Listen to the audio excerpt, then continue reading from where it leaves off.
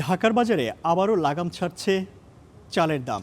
২ সপ্তাহের ব্যবধানে মিনিকেট চাল কেজিতে ৫ থেকে ৬ টাকা বেড়ে দাম দাঁড়িয়েছে ৮৫ টাকায়। পাশাপাশি দাম বাড়ছে মাঝারি ও মোটা জাতের চালেরও।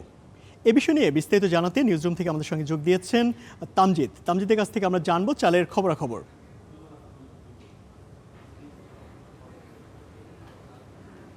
ইমতিয়াজ, ঢাকার বাজারে যেটা ঘটছিল গত বছর অর্থাৎ ২০২৫ বছরটা খুবই অদ্ভুত ছিল ঢাকার চালের বাজারে।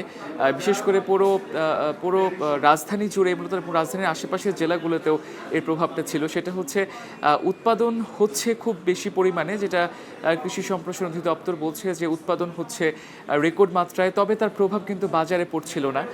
যেটা ২০২৫ সাল পুরো বছর জুড়েই মূলত এই মিনিকেট যে চালটা রয়েছে বা নাজিরশাহ যে চালটা রয়েছে অর্থাৎ চিকন চাল, সেটার দাম কিন্তু ৮৫ টাকা কেজি ছাড়িয়ে গিয়েছিল ২০২৫-এ, এবং তার পরবর্তীতে আমদানি হওয়ার কারণে চালের দামটা কিছুটা কমে আসলেও তার জের কিন্তু আবার নতুন বছরে অর্থাৎ ২০২৬-এর শুরু থেকেই কিন্তু এই প্রভাবটা আবার লক্ষ্য করা যাচ্ছে। চালের বাজার আবার অস্থির হয়ে উঠেছে এবং বিভিন্ন জায়গায় হচ্ছে মিনিকেট যে চালটা সেটা ৮০ থেকে ৮৫ টাকা পর্যন্ত কিন্তু এখন ছুঁয়ে গিয়েছে।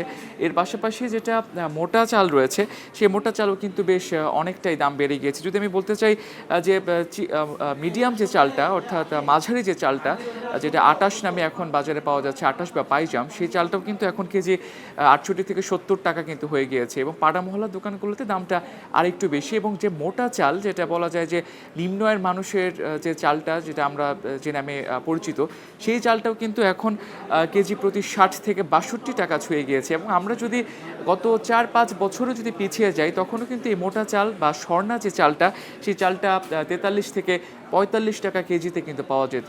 অর্থাৎ কেজি প্রতি চাল কিন্তু গত কয়েক বছরে ২০ থেকে ২৫ টাকা পর্যন্ত কিন্তু বেড়ে গিয়েছে।